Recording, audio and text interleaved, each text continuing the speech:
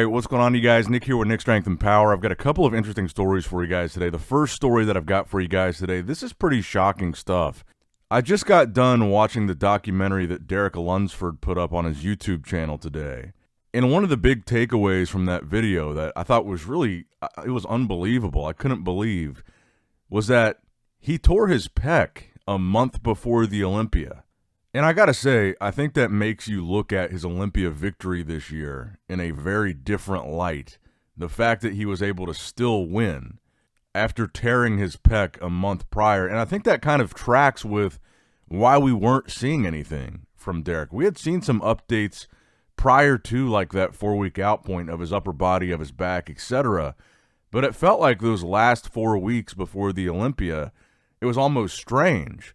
Because he was posting a lot of updates of his lower body. He was showing his legs a lot, but he was barely showing his upper body at all. And I think now it's obvious that we know that he tore his pec. He didn't want people to know that he was injured. And that's why he was keeping his upper body so covered up and never, I don't think, ever showed his chest that entire 4 weeks out leading up into the Olympia. And I mean, I know there's still a lot of people that aren't happy with the fact that Derek won. I know a lot of people had Hottie winning. It seems like also a lot of people had Andrew Jacked winning. But I do have to say, I think this changes my perspective a little bit on Derek's win, because considering the fact that he tore his pec a month before the Olympia, I thought he brought a really impressive look, considering that's a pretty major injury that can throw off your balance, it can throw off your symmetry, can totally affect your ability to pose. And I mean, when you really think about it, the timing couldn't have been worse a month before the Olympia to have an injury like that. So the fact that Derek just kind of kept his head down, trained anyway, prepped anyway, competed, and still won, I think is really impressive. I mean, you saw Good Vito tear his lat a couple weeks before the Pittsburgh show, and he had to pull out. Who knows how he would have done had he competed, but I think the fact that Derek kind of soldiered through here and competed anyway, still brought a look good enough to win with a torn pec, I think is pretty impressive. But let me know what you guys think in the comments down below. Now, next up in the news, Samson Dauda posted a physique update that a lot of people are really impressed by. I think most people agree Samson was a little bit too downsized, a little bit too flat, trying to bring that crazy condition at the Olympia, leading to this smaller looking physique, and he lacked that pop, that detail, looked pretty flat, dropping him all the way to 4th place behind Andrew Jacked, Hottie Chupin, and Derek Lunsford. Now, this physique update that he posted, he looks really full and impressive, kind of more like the Samson that we were used to seeing, that bigger, fuller look. And now, this is what Samson had to say as far as what happened at the Olympia this year. I don't like to do much talking about what happened or whatever, but I just gotta say this, simple and straight and simple. We pushed conditioning more than we've ever pushed before. We went all the way deep into it, and we just underestimated how long it would take us to fill out, and that was basically it. We've never pushed conditioning that deep before, and just trying to fill back out, my physique back out, being such a big guy. I mean, I'm well over 300 pounds, and it just took a long time to fill that physique back out.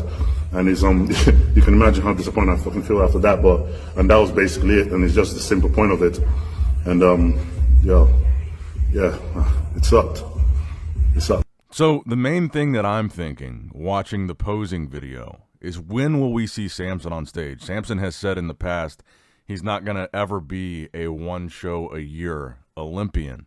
And I think we'll probably see him back on stage sooner rather than later. Now, there is this rumor going around that he's doing this Poland Pro. There seems to be a lot of rumors going around about this Poland Pro. So here's the upcoming schedule for the next month or so. This weekend, you actually have 2 open bodybuilding shows. I'm going to talk about those competitor lists in a second. You've got the Spain Natural show this weekend, but then you've got Prague, October 26th. But then that very first weekend of November, November 1st through the 2nd, you've got the Everest Muscle Stars Poland Pro. And right now, that's the one that people are talking about. Potentially, you could get Samson versus Andrew at that show. Although, Andrew Jack still has not confirmed he's doing the Poland Pro. I'm seeing that going around on Instagram that he might be. I think that maybe he intended to before he placed high enough at the Olympia this year to qualify for next year's Olympia. Because what I think this is, and what we'll talk about with some of these lineups, these next few shows are the earliest possible opportunities to qualify for 2026. So that's why you're going to see a lot of the names that we're going to talk about in these upcoming competitor lists. They're trying to knock out that early qualification for 2026. So they don't have to worry about it for the rest of the year until the next Olympia. So maybe Andrew Jack was going to do the Poland Pro to get that early qualification. And again, Samson Dauda never needs to qualify because he's won the Olympia, so he's qualified for life. But Samson does seem like the type of guy to come back and win a show just to start regaining that momentum. And maybe Poland is that show. So let's start with the competitor lists for this weekend. Starting with the British Grand Prix lineup. So we have a very exciting month ahead of us. Again, we're going to end the month with Keon Pearson's Open debut this weekend. Two pretty stacked shows, honestly. So you got David Balzarak, George Lucas Behringer, Pavel Baron, Nick Bostock, Sas Harati coming to do this British Grand Prix. James Hollingshead coming back to do this British Grand Prix. Matthias Hallwick, Jaroslav Jenisic, Michael Krizo doing a little bit of a warm-up here at the UK show before going on to Prague. Mateusz Lewandowski, Pablo Lopez Munoz, Reese McDonald, Andrea Musi, Carl Philbrick. Joan Pradels is doing this show, the young prodigy bodybuilder from Spain. And Marian Shramko. So I think the obvious standouts here, Sas Harati, James Hollingshead, Michael Krizo. Probably throw Joan Pradels into that mix. I really like his physique. And I probably will do a full, separate preview of each show, looking at everybody's recent physique updates in a different video. But we have another competitor list to go through here. And this is the Mexico Pro. This actually shaped up to be a pretty competitive lineup here. And sometimes you don't have this happen when you have two open bodybuilding shows on the same weekend. Usually there's a pretty uneven split between the two shows, and most of the guys end up doing one of the bigger ones. But this one, both these lineups seem to have split into two pretty competitive ones.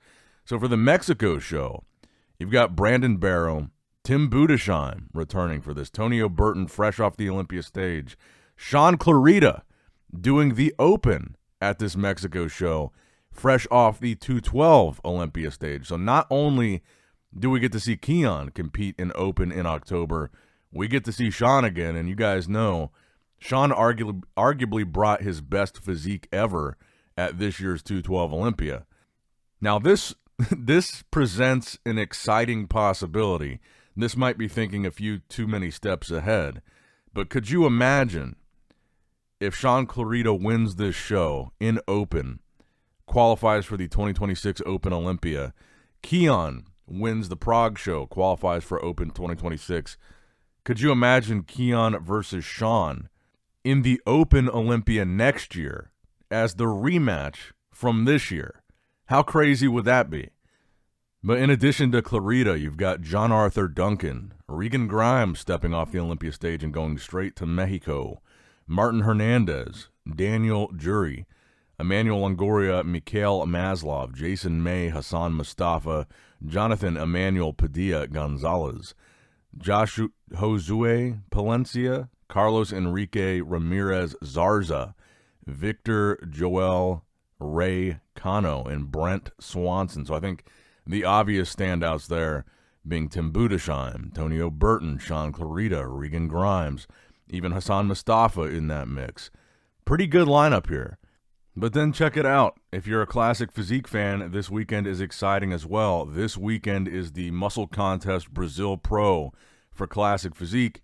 None other than Terrence Ruffin going to Brazil, competing again fresh off of the Olympia stage. And there's another Classic Physique show this weekend in addition to the Brazil show, and that would be the Hurricane Pro, where you've got Justin Batterina after a really successful Olympia appearance, and also Matt Grego. So two top Olympians will be appearing this weekend at the Hurricane Pro in Florida.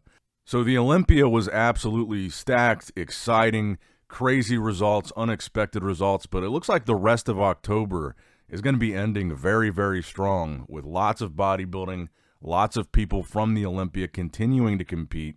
Now, next up in the news, Nick Walker reacts to his Olympia placing. I'm not going to read the whole post because it's pretty long here, but essentially he gives what he thinks went wrong. Him and Kyle, his coach, Kyle Wilkes, he did a video as well kind of explaining it, and they both kind of said the same thing, that they think it came down to they timed his peak incorrectly. In Nick's quote from this caption here, he says, "Now the fun part, Kyle has already basically explained everything," Kyle Wilkes, his coach. "If you guys haven't seen it yet, but to sum it up, the peak just didn't go as planned." So I'm kind of curious when we're going to see Nick compete again. I hope that he does the Arnold, Ohio. And I think that, I kind of touched on this in my Brandon Curry and Nick Walker video the other day.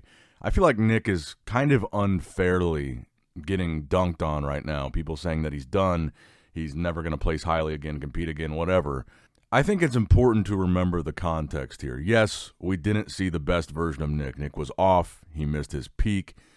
But it's important to remember he placed top 6 at one of the most stacked Olympias ever with clearly not his best physique. Everybody agrees on that. It wasn't a good look for Nick, but it was still good enough to be first call-out top 6 in the world. So for all of Nick's flaws and for how not great he looked here, and even though the expectations were really high on how Nick was going to do, top 3, potential winner, and even though he was very arrogant at the press conference saying he knows he's going to win, all these things, he was still top 6. It's not like the guy was outside of the top 10 and completely shit the bed. I think Nick will be back, and I think he still has the ability to win a big show like New York, potentially Pittsburgh, and even I think he has the potential to win the Arnold again if he does it. But let me know what you guys think in the comments down below. That's going to wrap it up for today's video. I hope you did, in fact, enjoy it. Make sure you like the video, subscribe to the channel, click that bell notification icon if you have not already. And as always, I love you guys, appreciate you guys. Nick Strength and Power signing out. All right, guys, don't forget to click that like button and subscribe to this channel if you enjoy the content. Also, check out my Instagram at Nick Strength Power. My Facebook page, which is simply Nick Strength and Power. My secondary YouTube channel, Nick Strength and Vlogs, for vlogs and bonus content that you will not see on this channel. And consider subscribing to my third YouTube channel, Nick Strength and Pokemon, which is all things Pokemon and trading card games, completely unrelated to this channel. So if you're into that, give that one a look. And all links to merchandise and social media will be in the description box below. If you guys want a Nick Strength and Power t-shirt, that will be in the Shopify link below. Have a great day.